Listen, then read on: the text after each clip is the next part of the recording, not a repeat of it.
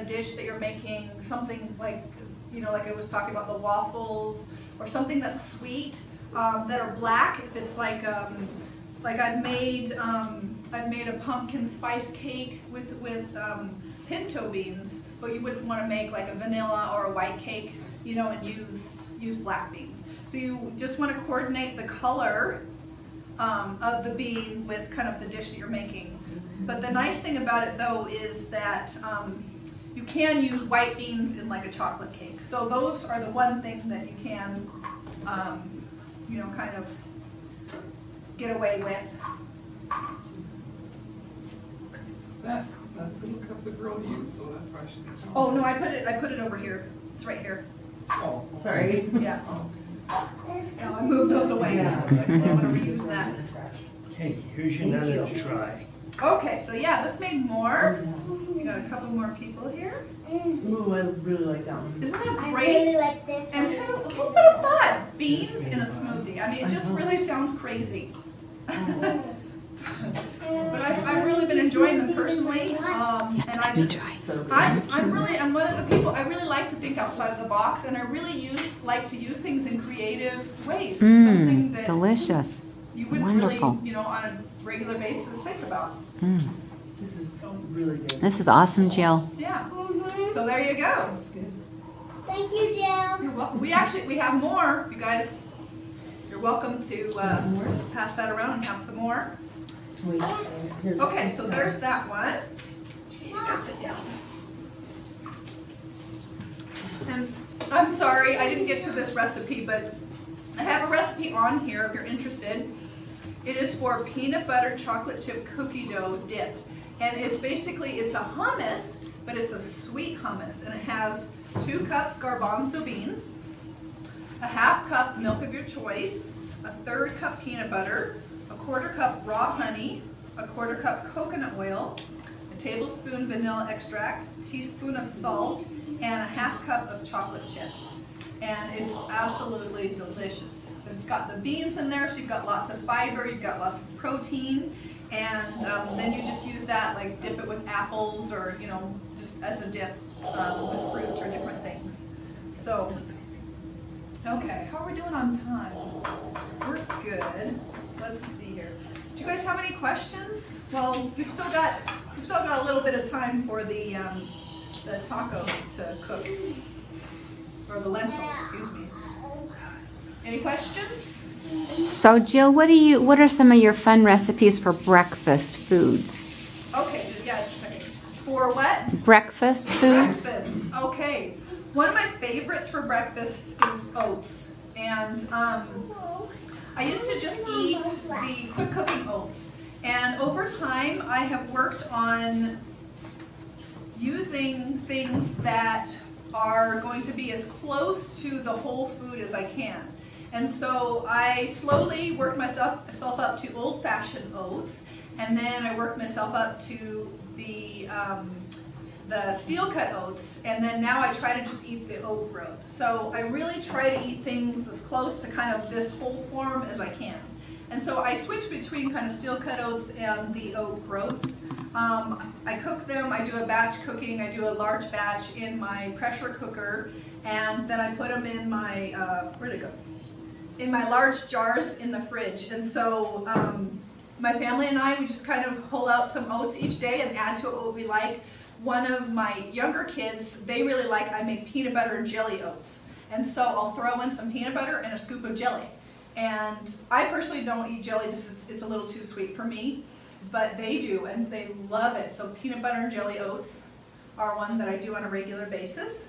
So for me personally, instead of sugar, I put a banana, and that's my sweetener. I put a banana in there, and usually a little peanut butter, sometimes some nuts or seeds. I like some cinnamon, so I just kind of mix it up each time. So that's one thing we do. I do like scrambled tofu and different things. So I'll do that. But I don't personally feel, and I used to be this way, but I don't feel like you have to eat what's considered breakfast food for breakfast. A lot of times I'll have leftovers. Whatever I had for dinner, you know, I'll have for breakfast the next day. And I eat a lot of hash browns. I love hash browns, and I'll cook up a lot of vegetables. I'll do kind of like a stir fry. And so I think it's kind of nice when you can expand and think outside the box and try some new things. So, yeah, I do That's that a lot. awesome. Sometimes I'll do smoothies. Things like this are great. They're very satiating. They'll keep you full for a long time. And I have 4 teenagers. I have boys that are in sports and that need a lot of, you know, protein. They need a lot of things that'll sustain them for energy. So I make things like this quite a bit for them too. Yeah. Awesome, thank you. Let's see. Thank you, Jill. Yeah, any other questions? No. How about you? Who of you has even a start to a food storage? Oh, yeah. We got a couple hands here. Oh, yeah. A start? Oh, You yeah. know, I was getting close to my year supply, and then my husband, he started his own business, and we moved here. And what we had coming in each month varied a lot, and we never knew exactly how much we were gonna get, and so we lived on our food storage quite a bit, and so, it doesn't always have to be in times of a disaster. It can be, you know, a loss of a job, or, you know, maybe your spouse or someone got a salary cut. And so our food storage could be so valuable to us. And I grew up in a home with 9 children and 7 boys. 6 of them are older than me. And I look back and I think, how did my mom do it? How did she feed these boys? I mean, boys, they have a big appetite. And when you can do things like this, where you can buy foods and use foods that will really sustain you and hold your body and give you energy for hours to come, that'll help you a lot. When my husband and I were first married, I was diagnosed with hypoglycemia. And I had a lot of problems with fainting issues. But back then, I was eating pretty much the standard American diet. And I ate a lot of things like cold cereal, things that were really quick. I actually don't buy cold cereal, rarely. It's a big treat in our house. First of all, the cost. We were going through cold cereal and milk really fast. And so I really had to look at our habits, and was it sustainable, and was it something that I could use if something happened. Say we had an earthquake, and you know, or something where we were stuck in our homes. What happens when it's gone? You know, I knew I wouldn't be able to sustain that. And even if I did have, you know, a large supply of that, it would be something that we would go through pretty fast, and then I wouldn't be able to replenish it. But things like this are things that you can sprout, things that you can grow, that give you a lot more nutrition. And so when I started eating this way, I found that my blood sugar stabilized, and I didn't have those kind of problems anymore. I didn't have issues with, you know, fainting and passing out. And, you know, I would just start shaking really bad, and I would be, you know, at church or other places, and I would have episodes of passing out and scare a lot of people and scare myself. And I've had some close calls with some sharp objects. And so I prayed about it a lot, and I prayed about what would work for me. And Heavenly Father, over the years, has really given me answers and helped me. And one thing was really taking a hard look at the Word of Wisdom and what it talks about, and getting back to whole grains and things that would really sustain me for, you know, a long time. And so I love it. I don't have those issues anymore, and it doesn't, you know, hold me back. And I would have to worry about keeping things on hand all the time when I went places, and I, you know, just worried about passing out in the car, fainting, you know, having a lot of issues. And so I really feel like He has helped me to know what the best thing for me personally is within the guidelines that, you know, we've been taught. So it's been really nice to not have those issues anymore. That's So, awesome. yeah. Oh, great. We've got 1 minute, so we have time for anybody else have another question? So do you think, is it good when they have sales to go buy, you know, say 400 pounds of wheat? They had it on sale and you had all that, you had enough money. Do you think it would be good to get, you know, your year supply of one thing at one time, or do you think it's better to buy it, you know, a little of one thing, you know, like wheat, a little of beans? What do you think? A little bit at a time. Yeah. Yeah, a Do little you bit think at a if you time. just had a little bit of wheat and we had a disaster, how tasty would that be? Just having wheat every day.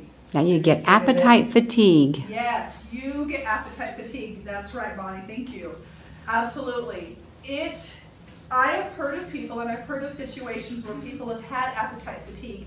And after a while, they just refuse to eat anymore because it doesn't taste good to them and they don't want it. So they would rather starve than eat, that over and over and over. So it's really important for us to have variety.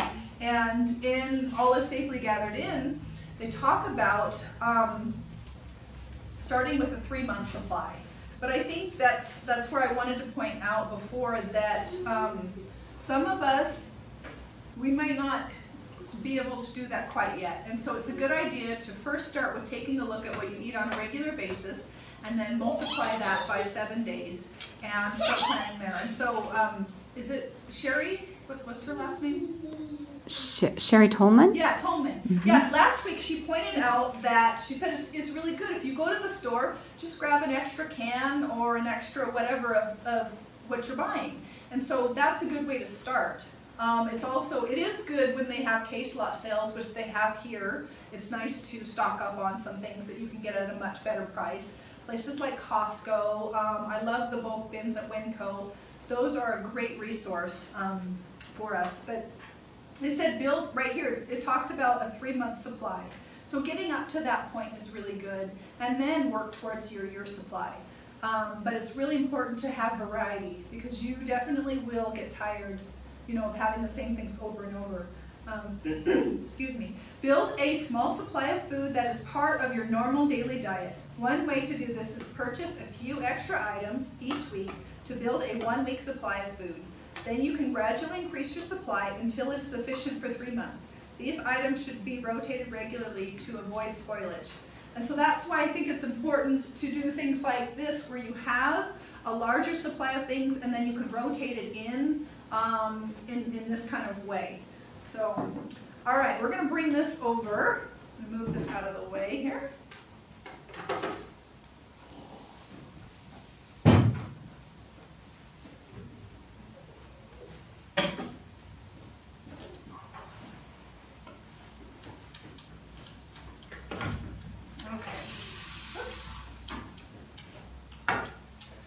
All right, so it gets kind of loud, so we'll, it's at least a good thing.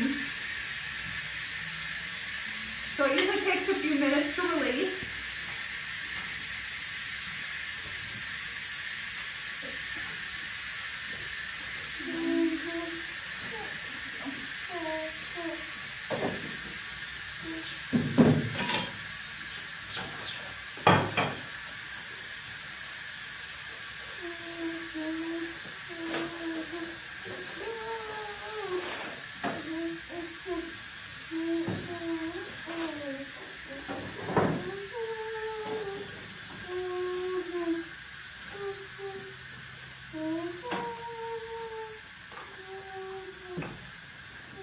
Okay, so you have to wait till all the steam goes out.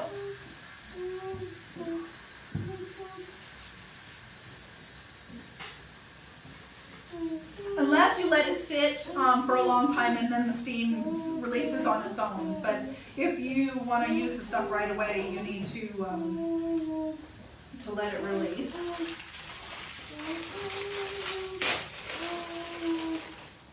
Okay.